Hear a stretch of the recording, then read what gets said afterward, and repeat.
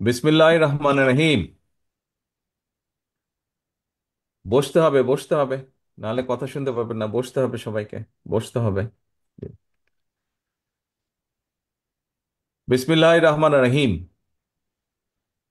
ব্রাহ্মণবাড়িয়া জেলা কাউন্সিল উপলক্ষে আয়োজিত আজকের এই অনুষ্ঠানের সম্মানিত সভাপতি, মঞ্চে উপস্থিত বিএনপির ভাইস চেয়ারম্যান জনাব বরকতুল্লাহ ভুলু সহ ব্রাহ্মণবাড়িয়া জেলার বিভাগীয় সাংগঠনিক সম্পাদক জনাব সেলিম, জনাব মোশতাক সহ মঞ্চে উপস্থিত ইঞ্জিনিয়ার শ্যামল, জহির, সিরাজ সহ মান্নান সাহেব সহ সকল উপস্থিত সকল নেতৃবৃন্দ এবং আমার সামনে উপস্থিত জেলা বিএনপির উপজেলা পৌরসভা ইউনিয়ন থেকে আগত সকল পর্যায়ের প্রিয় নেতা কর্মী ভাইরা, আসসালামু আলাইকুম।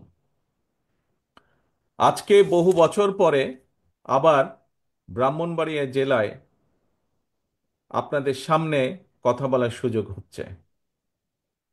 প্রিয় সহকর্মীবৃন্দ, আপনারা যারা সামনে বসে আছেন, আপনারা যদি আপনাদের পেছনে দেখেন এবং আপনারা যারা পেছনে আছেন, এই প্যান্ডেলের নিচে পেছনে আছেন, তারা যদি সামনে দেখেন, তাহলে আপনাদের চোখের সামনে যে দৃশ্যটি ভেসে উঠবে, এই দৃশ্যটি একটি কথা বলে।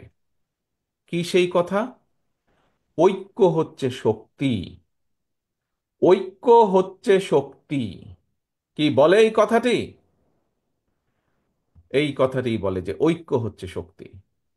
প্রিয় সহকর্মীবৃন্দ, একটি রাজনৈতিক দলের সম্মেলন কেন প্রয়োজন? সম্মেলন প্রয়োজন দলকে ঐক্যবদ্ধ করার জন্য। সম্মেলন প্রয়োজন দলকে পুনর্গঠিত বা গঠন প্রক্রিয়া এটি চলমান রাখার জন্য। সম্মেলন কেন প্রয়োজন? সম্মেলন প্রয়োজন নেতৃত্ব, নতুন নতুন নেতৃত্ব যাতে বিকশিত হয়, এই সকল কারণে সম্মেলন প্রয়োজন। প্রিয় সহকর্মীবৃন্দ, সম্মেলনের আরেকটি বড় আরেকটি বড় কারণ হচ্ছে আমরা যে ঐক্যবদ্ধ।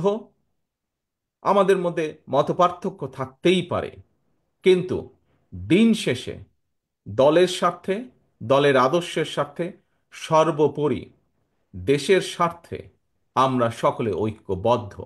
এটিই হচ্ছে সবচেয়ে বড় লক্ষ্য বা উদ্দেশ্য। প্রিয় সহকর্মীবৃন্দ, আপনারা এখানে সারাদিন অনেক বক্তব্য শুনেছেন। আমি চেষ্টা করব আমার বক্তব্যে সেই কথাগুলোতে ফিরে না যেতে, বরং আমি চেষ্টা করব আপনাদের সকলকে একসাথে নিয়ে সামনের দিনে সামনের দিনে যাতে বাংলাদেশ এগিয়ে যেতে পারে, আমরা যাতে সামনের দিনে বাংলাদেশকে এগিয়ে নিয়ে যেতে পারি, একটি সুন্দর ভবিষ্যতের দিকে এগিয়ে নিয়ে যেতে পারি। সংক্ষেপে আমি সেই কথাগুলো আপনাদের সামনে তুলে ধরতে চাইব। প্রিয় সহকর্মীবৃন্দ, এই মাত্র কিছুদিন আগের কথা, মাত্র কিছুদিন, 6 মাস, 7 মাস, 8 মাস আগের কথা। আজকে এখানে যারা আপনারা উপস্থিত হয়েছেন, এখানে যারা আপনারা বিএনপি সম্মেলন উপলক্ষে বিএনপির বিভিন্ন পর্যায়ে, ব্রাহ্মণবাড়িয়া জেলার বিভিন্ন পর্যায়ের নেতৃবৃন্দ আপনারা উপস্থিত হয়েছেন, কিছুদিন আগেও আমরা কি দেখেছি? বাংলাদেশে বাংলাদেশ জাতীয়তাবাদী দলের প্রত্যেকটি নেতাকর্মী সহ বিরোধী দল, অর্থাৎ যেই স্বৈরাচার কয়েকদিন আগে পালিয়ে গিয়েছে, এই স্বৈরাচারের বিরুদ্ধে যারা আন্দোলন করেছে, বাংলাদেশের মানুষের গণতান্ত্রিক অধিকারকে প্রতিষ্ঠা করার জন্য, বাংলাদেশের মানুষের কথা বলার অধিকারকে প্রতিষ্ঠিত করার জন্য, তথা বাংলাদেশের মানুষের রাজনৈতিক এবং অর্থনৈতিক অধিকার প্রতিষ্ঠা করার জন্য, সেই স্বৈরাচারের বিরুদ্ধে যত মানুষ প্রতিবাদ করেছে, প্রত্যেকটি মানুষকে নির্যাতিত করা হয়েছে, প্রত্যেকটি মানুষ হয়েছে অত্যাচারিত। কাজেই সেই অত্যাচার নির্যাতনের কথা আপনারা নিশ্চয়ই ভুলে যাননি, প্রিয় সহকর্মীবৃন্দ। এই অত্যাচার নির্যাতন শুধু ব্রাহ্মণবাড়িয়ার মানুষই নয়, ব্রাহ্মণবাড়িয়ার বিরোধী দলীয় নেতাকর্মী নয়, ব্রাহ্মণবাড়িয়ার বিএনপির নেতাকর্মী নয়, সমগ্র বাংলাদেশে বিএনপির যত নেতাকর্মী আছে, সকলে এই অত্যাচারের ভিতর দিয়ে, অত্যাচারকে ফেস করেই সকলে এগিয়ে গিয়েছে। প্রিয় সহকর্মীবৃন্দ, আজ যেই স্বৈরাচারের বিরুদ্ধে আন্দোলন করেছিলাম আমরা বিগত 17 বছর ধরে প্রায়, সেই স্বৈরাচার আজ পলাতক। স্বৈরাচারের মাথাটা পালিয়ে গিয়েছে, কিন্তু স্বৈরাচারের কিছু কিছু অবশিষ্ট এখনো রয়ে গিয়েছে বাংলাদেশে। এরা বিভিন্নভাবে মাথা চাড়া দেবার চেষ্টা করছে। এরা বিভিন্নভাবে চেষ্টা করছে নিজেদের অবস্থানকে কোনোভাবে গুছিয়ে নিয়ে আবার দেশটি তাদের দখলে নিতে। প্রিয় সহকর্মীবৃন্দ, তাদের এই লক্ষ্যকে আমরা হাসিল করতে দিতে পারি না। এবং যদি আপনাকে রক্ষা করতে হয়, আপনার নিজের পরিবারকে রক্ষা করতে হয়, যদি এই দেশের মানুষকে রক্ষা করতে হয়, সর্বোপরি বাংলাদেশকে যদি রক্ষা করতে হয়, তাহলে আমাদের সকলকে যে কোনো মূল্যে ঐক্যবদ্ধ থাকতে হবে। এর কোনোই আমাদের বিকল্প নেই। আমি বক্তব্যের শুরুতেই বলেছি, আমাদেরকে যদি বাংলাদেশকে সামনে এগিয়ে নিতে হয়, দেশের মানুষকে যদি শান্তিপূর্ণ উপায়ে এগিয়ে নিতে হয় দেশের সাথে, তাহলে অবশ্যই আমাদেরকে ঐক্যবদ্ধ থাকতে হবে। আমাদের মধ্যে মতপার্থক্য থাকতেই পারে, আমরা বসবো, আমরা আলোচনা করব। এক আলোচনায় শেষ না হলে আবার আলোচনায় বসবো। আলোচনার মাধ্যমেই আমরা সমস্যার সমাধান করব। আলোচনার মাধ্যমেই আমরা সমস্যা উপায় বের করব। প্রিয় সহকর্মীবৃন্দ, আমাদের সামনে বহু কাজ, এখন অনেক কাজ, দেশকে পুনর্গঠনের কাজ। নিশ্চয়ই আপনারা এর মধ্যে পত্র পত্রিকা, রেডিও, টেলিভিশনে শুনেছেন, দেখেছেন কি বাংলাদেশ জাতীয়তাবাদী দলের পক্ষ থেকে আমরা দেশের মানুষের সামনে, দেশের সামনে আমরা 31 দফা রাষ্ট্র কাঠামো পুনর্গঠন কাঠামোর 31 দফা রূপরেখা আমরা দিয়েছি। সেটি কি? সেটির মধ্যে সংক্ষেপে যদি বলতে হয়, সেটির মধ্যে এই দেশের ভবিষ্যৎ প্রজন্ম সন্তানদের শিক্ষা ব্যবস্থাকে কিভাবে ঠিক করব তার একটি সংক্ষিপ্ত বিবরণ দেওয়া আছে। এই দেশে বেকারদের কর্মসংস্থানের জন্য আমরা কি কি করতে চাই তার কথা উল্লেখ করা আছে। এই দেশের মানুষের স্বাস্থ্য নিয়ে আমরা কি করতে চাই তার কথা উল্লেখ করা আছে। এই দেশের কৃষি ব্যবস্থা আমরা কি করতে চাই তার উল্লেখ করা আছে। এই দেশের শিল্পের ব্যবস্থা আমরা কি করতে চাই আগামী দিনে তার কথা উল্লেখ করা আছে। প্রিয় সহকর্মীবৃন্দ, অর্থাৎ সমগ্র দেশকে পুনর্গঠন করার জন্য কি কি করতে চায় বিএনপি, সমগ্র দেশের মানুষকে বিভিন্ন সমস্যা থেকে পর্যায়ক্রমিকভাবে বের করে আনার জন্য বাংলাদেশ জাতীয়তাবাদী দল, আপনাদের দল কি করতে চায় দেশের জন্য সেই কথাগুলো বলা আছে। কাজেই আমাদেরকে আজকে সেই কাজগুলো আমাদেরকে বাস্তবায়ন করতে হবে। যেই কাজগুলো বাস্তবায়ন করার মাধ্যমে আমরা দেশের শিক্ষা ব্যবস্থাকে এই দেশের উপযোগী, এই দেশের ভবিষ্যৎ প্রজন্মের উপযোগী করে করতে পারবো, সেই পদক্ষেপ আমাদেরকে গ্রহণ করতে হবে। যেই কাজ করার মাধ্যমে আমরা এই দেশের বেকারদের কর্মসংস্থান করতে পারবো, এই দেশের লক্ষ কোটি মা বোনদের, ভাইদের আমরা কর্মসংস্থানের ব্যবস্থা করতে পারবো, তার উদ্যোগ গ্রহণ করতে হবে। কি করে আমরা কৃষির উৎপাদন বাড়াবো? যে কৃষির উৎপাদন বাড়ানোর মাধ্যমে একদিকে যেমন আমরা কৃষকের হাতে তার দ্রব্যের ন্যায্য মূল্য পৌঁছে দিতে চাই, একইভাবে আমরা বাজারে যে জিনিসপত্রের দামের লাগামহীন গতি, সেই গতিকে আমরা টেনে ধরতে চাই। প্রিয় সহকর্মীবৃন্দ, এই দেশ 20 কোটি মানুষ, 20 কোটি মানুষের জন্য বহু কলকারখানা প্রয়োজন। 20 কোটি মানুষ, অন্তত 20 কোটি মানুষ, এই 20 কোটি মানুষের চাষাবাদের জন্য পানির প্রয়োজন, তার জন্য খাল খনন করতে হবে। আপনারা দেখেছেন কিভাবে এই জেলারই বিভিন্ন নদ নদী খালগুলো কিভাবে, খাল বিলগুলো কিভাবে ভরাট হয়ে গিয়েছে। কিভাবে ভরাট হয়ে যাবার কারণে বর্ষার মৌসুমে একদিকে যেমন বন্যা হয়, শুষ্ক মৌসুমে সেভাবে এলাকার মানুষ পানি পায় না। ঠিক এই অবস্থা বিরাজ করছে বাংলাদেশের পুরা বাংলাদেশের সবগুলো জায়গায়। সেই সমস্যার সমাধান করতে হবে আমাদের, খাল খনন করতে হবে আমাদেরকে, নদীগুলো খনন করতে হবে। এরকম আরো বহু কাজ আছে। বহু কাজ আছে আমাদের দেশকে পুনর্গঠন করার জন্য। আজকে যদি আমরা শুধুমাত্র নিজেদের স্বার্থ রক্ষার জন্য, নিজেদের স্বার্থ চিন্তা করার জন্য যদি আমরা শুধু তর্কে লিপ্ত থাকি আজ, তাহলে দেশ ধ্বংসের কিনারায় পৌঁছে গিয়েছে। সেই কিনারা থেকে দেশ পড়ে যাবে, সেই দেশকে আর উঠানো সম্ভব হবে না। আজকে যদি আমরা শুধুমাত্র নিজেদের স্বার্থ রক্ষার জন্য যদি তর্ক বিতর্কে লিপ্ত থাকি, সবচেয়ে বড় লাভবান কে হবে? সবচেয়ে বড় লাভবান হবে সেই পালিয়ে যাওয়া স্বৈরাচার, হবে সবচেয়ে বড় লাভবান।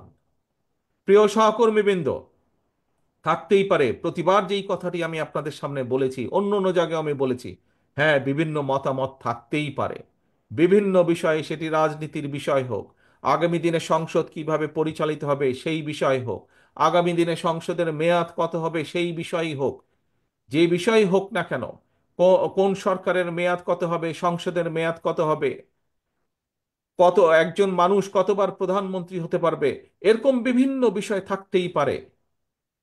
কিন্তু সেই বিষয়গুলো আমরা আলোচনার মাধ্যমে সমাধান করতে সক্ষম।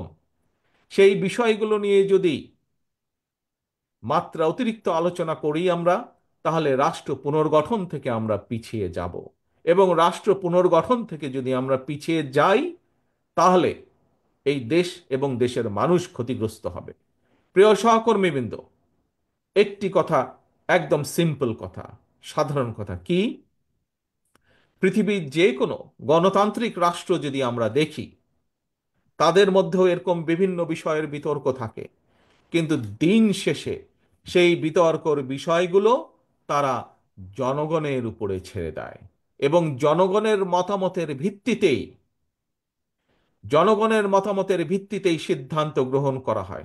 অর্থাৎ বিভিন্ন মতামত বিভিন্ন ব্যক্তি বা দলের পক্ষ থেকে জনগণের সামনে উপস্থাপন করা হয়, এবং জনগণের কাছে সেই দায়িত্ব দেওয়া হয়, জনগণ যেটিকে গ্রহণ করবে সেটিকেই গ্রহণ হিসেবে ধরে নেওয়া হয়। এবং সেটি করার উপায় কি?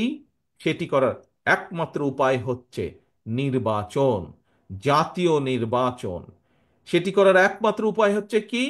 বিভিন্ন জায়গায় বিভিন্ন সংগঠনে, যে সকল সংগঠনে নির্বাচনের নিয়ম আছে, সেই নির্বাচনকে অনুষ্ঠিত করা। অর্থাৎ জনগণের হাতে ভোটের মাধ্যমে সেই শক্তি ফিরিয়ে দেওয়া, জনগণের হাতে ভোটের মাধ্যমে সেই বিষয় সম্পর্কে রায় গ্রহণ করা। প্রিয় সহকর্মীবৃন্দ, এই ভোট প্রদানের মাধ্যমে যেই কাজটি হয়, সেটি একটি সেই কাজটি হলো জবাবদিহিতাকে প্রতিষ্ঠিত করা। জবাবদিহিতা। আমরা এই যে বিগত 15 বছর কি দেখেছি? 15 বছর জনগণের ভোট দেওয়ার কোনো উপায় ছিল কি? জনগণের কি ভোট দেওয়ার কোনো শক্তি বা ক্ষমতা ছিল কি? কি ভাই ছিল? সেটি জাতীয় পর্যায়ে হোক অথবা সেটি যে কোনো পর্যায়ে, জনগণ কি ভোট দিতে সক্ষম ছিল বিগত 15 বছর? কি জনগণের ভোট দেওয়ার সেই ক্ষমতা ছিল না। জনগণের ভোট দেওয়ার ক্ষমতাকে অস্ত্রের বলে কেড়ে নেওয়া হয়েছিল। এবং সে কারণেই আমরা দেখেছি অস্ত্র দিয়ে জোর করে রাতের অন্ধকারে, কখনো আমরা দেখেছি ডামি নির্বাচন, কখনো আমরা দেখেছি ভোটারবিহীন নির্বাচন, কখনো আমরা দেখেছি ভোট ডাকাতির নির্বাচন গত 15 বছরে। এবং সে কারণেই আমরা কি দেখেছি? সে কারণে দেখেছি আপনাদের এলাকায় উন্নয়নের নাম করে সমগ্র বাংলাদেশে বিভিন্ন জায়গায়, খোদ রাজধানী থেকে বিভিন্ন জায়গায় উন্নয়নের নাম করে সামান্য কিছু জিনিস মানুষকে দেখিয়েছে, কিন্তু এর বিনিময়ে লক্ষ কোটি কোটি টাকা, হাজারো কোটি টাকা বিদেশে পাচার করে নিয়ে গিয়েছে তারা। আমরা দেখেছি কি হয়েছে, আপনারা তার সাক্ষী, সমগ্র বাংলাদেশের মানুষ তার সাক্ষী। পত্র পত্রিকায় সেগুলো বের হয়ে আসছে। কোন রকম জবাবদিহিতা ছিল না বলেই বাংলাদেশের প্রত্যেকটি প্রতিষ্ঠানকে ধ্বংস করে দেওয়া হয়েছে। কোনো যোগ্য লোককে প্রতিষ্ঠানগুলো চালানোর সুযোগ, পরিচালনা করার সুযোগ দেওয়া হয়নি। শুধুমাত্র যারা তাদের দলীয় লোক ছিল, তাদেরকে দিয়ে বিচার ব্যবস্থা বলুন, বাংলাদেশের যে কোনো রাষ্ট্রের যে কোনো সংগঠন বলুন, যে কোনো প্রতিষ্ঠান বলুন, সেগুলো থেকে যোগ্য লোককে সরিয়ে দেওয়া হয়েছিল। এবং সে কারণেই বাংলাদেশের প্রত্যেকটি প্রতিষ্ঠান, রাষ্ট্রের প্রত্যেকটি প্রতিষ্ঠান ধ্বংস হয়ে গিয়েছে।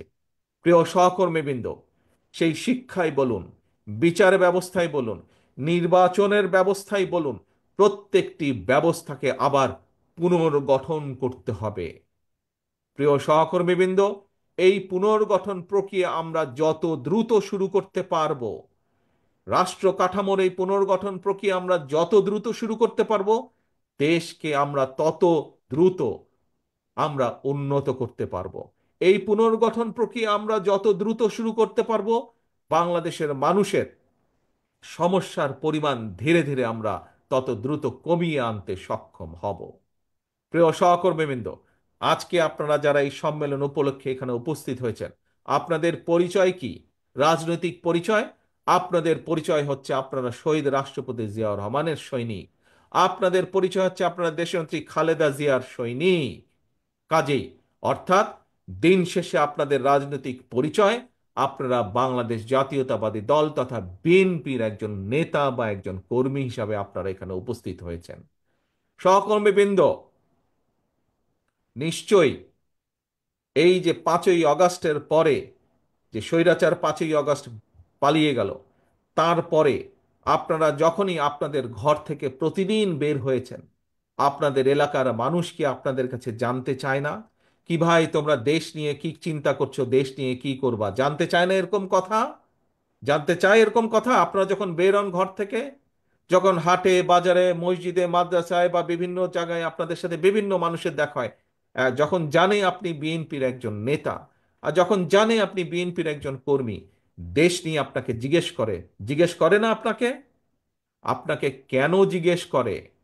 আপনাকে এই কারণে জিজ্ঞেস করে যে মানুষের বিশ্বাস, সাধারণ মানুষ এই দেশের ভোটার, অধিকাংশ মানুষের বিশ্বাস এই দেশে যদি ভালো কিছু করতে পারে, এই দেশকে যদি পুনর্গঠন করতে পারে, এই দেশকে যদি আবার আবার যদি এই দেশকে স্বাভাবিক গতির দিকে ধাবিত করতে পারে, যেই যেরকম দেশকে বাংলাদেশের মানুষ দেখতে চায়, বাংলাদেশের মানুষের প্রত্যাশা যেই দেশের, সেই দেশকে যদি গড়তে হয়, কে করতে পারবে?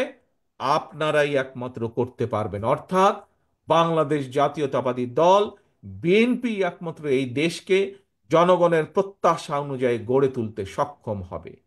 মানুষ এটি বিশ্বাস করে বলেই আপনার কাছে জানতে চায় দেশের ভবিষ্যৎ কি। আপনার কাছে জানতে চায় কিভাবে আপনার দল দেশকে পুনর্গঠন করব। প্রিয় সহকর্মীবৃন্দ, প্রিয় ভাই বোনেরা, বিএনপি বাংলাদেশের সবচাইতে বড় রাজনৈতিক দল। এটি আমাদের সাথে অন্য অন্য যত রাজনৈতিক দল আছে যারা আন্দোলনে আমাদের সাথে ছিলেন, পাশে ছিলেন, প্রত্যেকটি রাজনৈতিক দলের নেতৃবৃন্দ একই কথা বলেন। যেহেতু বিএনপি সবচাইতে বড় রাজনৈতিক দল, সেই জন্য আপনাদের দায়িত্ব কিন্তু সবচাইতে বড়। আপনাদের দায়িত্ব সেই জন্য সবচাইতে কঠিন। প্রিয় সহকর্মীবৃন্দ, যখন আপনি জীবনে একা ছিলেন, তখন আপনি একা ছিলেন।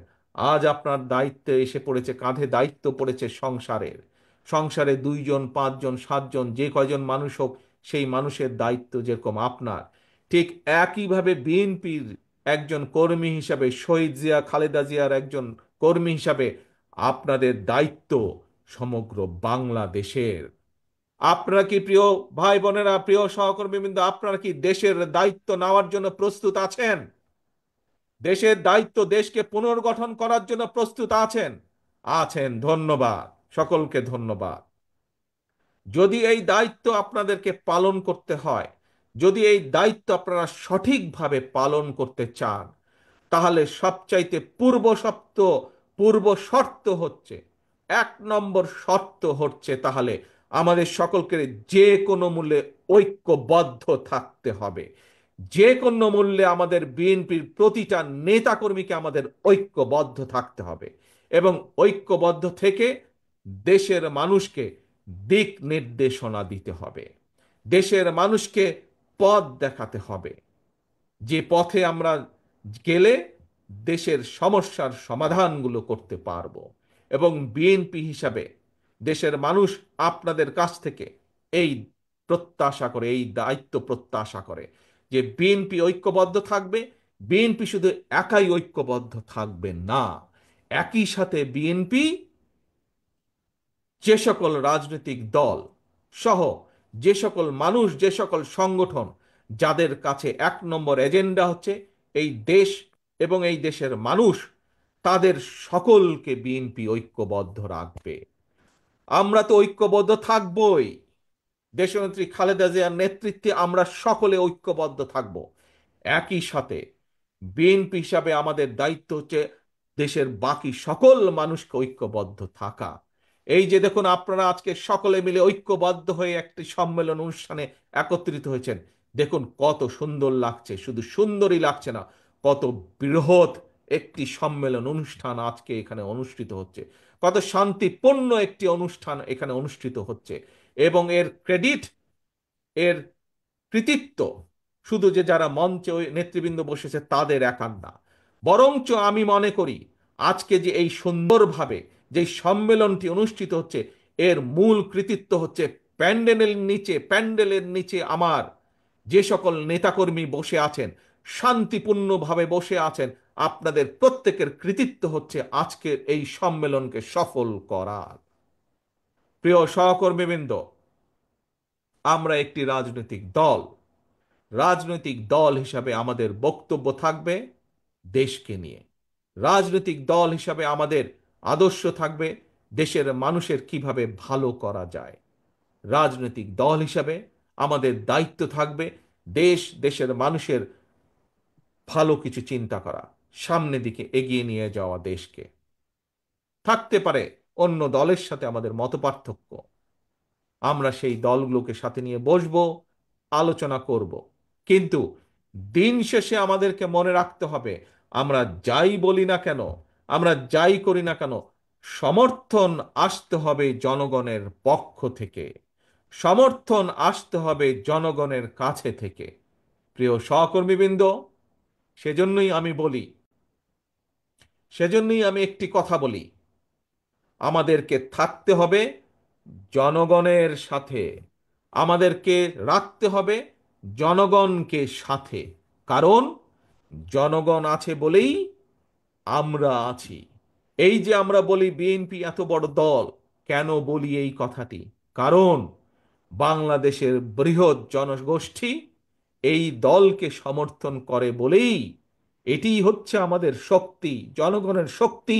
জনগণের ঐক্যই হচ্ছে বিএনপির শক্তি। যেহেতু জনগণ আমাদের সাথে আছে, জনগণের সাথে আমরা আছি, যেহেতু জনগণ আমাদের পেছনে আছে, যেহেতু জনগণ আমাদের কাছে প্রত্যাশা করছে, জনগণ সমর্থন দিচ্ছে, সেই জন্যই বিএনপি আজ বাংলাদেশের সর্ববৃহৎ দল। একটু আগে যেই কথাটি বললাম, আবারও আপনাদের সামনে সেই কথাটি বলতে চাই। বৃহৎ দল হিসাবে আমাদের দায়িত্ব হচ্ছে বড়। বৃহৎ দল হিসাবে আমাদের দায়িত্ব হচ্ছে গুরুত্বপূর্ণ। এখানে উপস্থিত প্রত্যেকটি মানুষের, প্রত্যেকটি নেতাকর্মীর দায়িত্ব হচ্ছে অনেক বড়। প্রত্যেকটি নেতাকর্মীর দায়িত্ব হচ্ছে অনেক গুরুত্বপূর্ণ। প্রিয় সহকর্মীবৃন্দ, প্রিয় আমার নেতৃবৃন্দ, আপনারা হয়তো কেউ বলতে পারেন নিজের মনে মনে, আরে ভাই আমি তো ইউনিয়নের একটা নেতা, আমার কি দায়িত্ব? No, no, no. আপনি ইউনিয়নের নেতা হতে পারেন, চিন্তা করে দেখুন তো, আপনি ইউনিয়নের নেতাই হন আর পৌরসভার ওয়ার্ডের নেতাই হন, আপনি যখন সকালে ঘর থেকে বের হন, যখন মানুষ দেখে বিএনপির এই ইউনিয়নের নেতাটি হেঁটে যাচ্ছে, যখন মানুষ দেখে এই ইউনিয়নের এই এই ওয়ার্ডের এই বিএনপির নেতাটি হেঁটে যাচ্ছে, আপনাকে মানুষ সালাম দেয় না? আপনার সাথে তার সমস্যার কথা আলোচনা করে না? আপনার সাথে দেশের সমস্যা, এলাকার সমস্যার কথা আলোচনা করে না? কেন করে?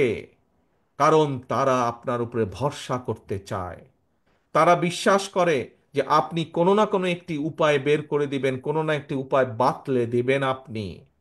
আপনাকে ভরসা করা যায়, আপনি বিএনপির নেতা। আপনাকে ভরসা করা যায়, আপনি বিএনপির একজন কর্মী।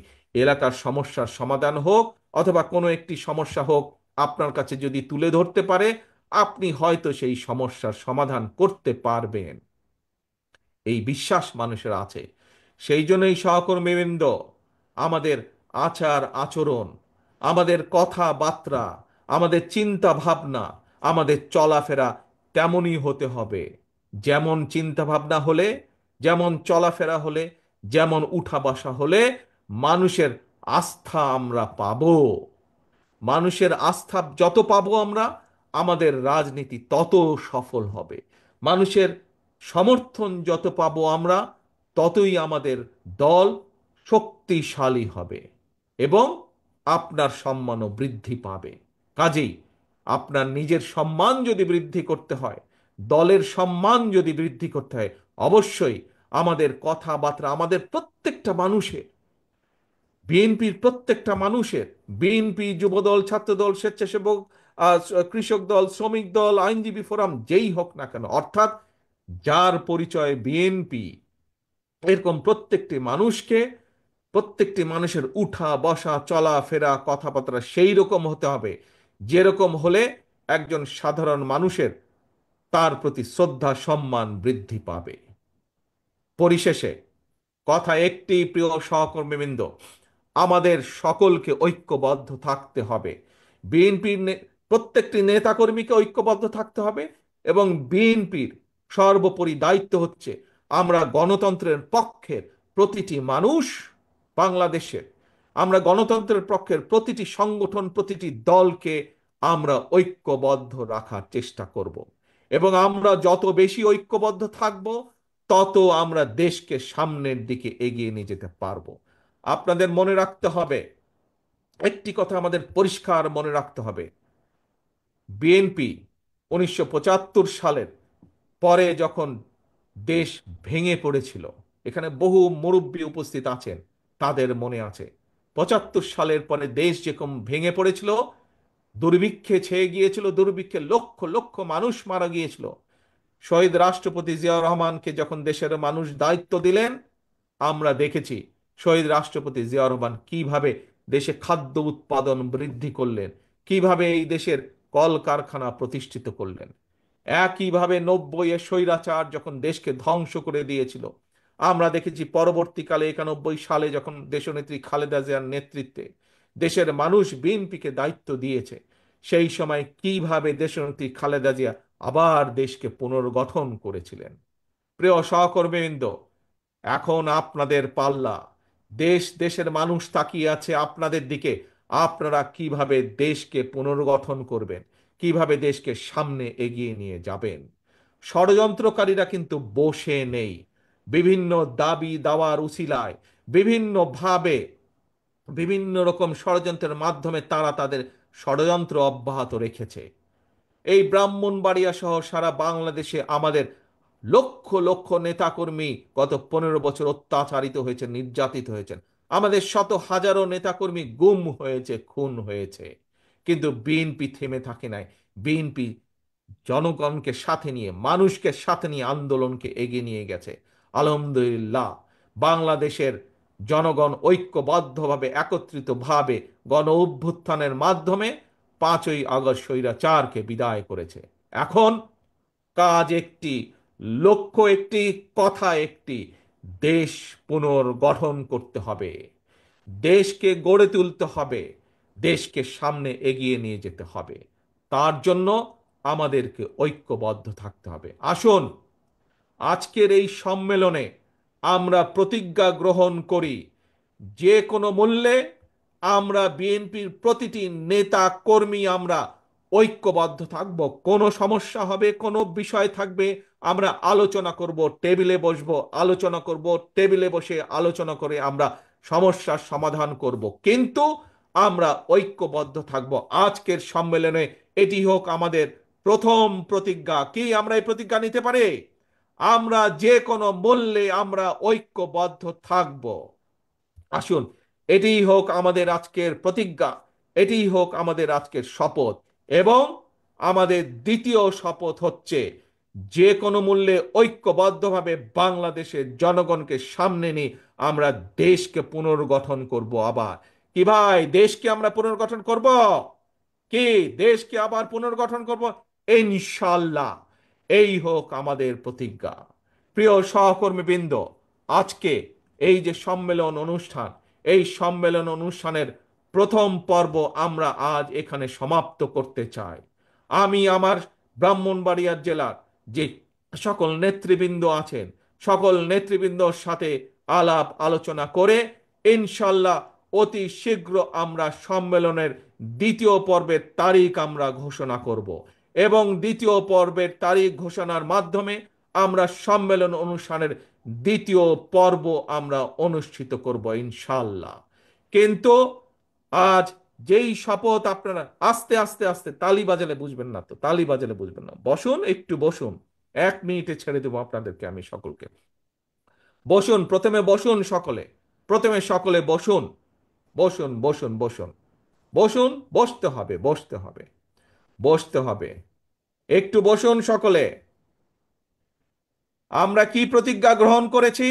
প্রথম 1 নম্বর প্রতিজ্ঞা, ঐক্যবদ্ধ থাকতে হবে। কি সকলে ঐক্যবদ্ধ আছি আমরা? আমরা সকলে ঐক্যবদ্ধ আছি ইনশাআল্লাহ, আমরা সকলে ঐক্যবদ্ধ আছি। মনে রাখতে হবে, ঐক্য, ঐক্য, ঐক্য। ঐক্য ছাড়া কোনো কাজ আমরা সফল হতে পারবো না। এবং আরেকটি গুরুত্বপূর্ণ বিষয়, সেটি হচ্ছে যে কোনো মূল্যে আমাদেরকে জনগণের পাশে থাকতে হবে, জনগণকে সাথে রাখতে হবে। আসুন, প্রথম পর্ব যেরকম আমরা আজ সুন্দরভাবে, সফলভাবে আল্লাহর রহমতে শেষ করেছি, আমরা যাতে একইভাবে সুন্দরভাবে, সফলভাবে দ্বিতীয় সম্মেলনের দ্বিতীয় অংশ যাতে আমরা আগামী কয়েকদিনের মধ্যে সুন্দরভাবে সম্পন্ন করতে পারি, এই দোয়া চেয়ে এবং আমরা সকলে ঐক্যবদ্ধ থাকব এই শপথ গ্রহণের মাধ্যমে, সেই প্রত্যাশা রেখে আমি আমার বক্তব্য শেষ করছি। আল্লাহ হাফেজ। বাংলাদেশ জিন্দাবাদ। বাংলাদেশ জাতীয়তাবাদী দল জিন্দাবাদ।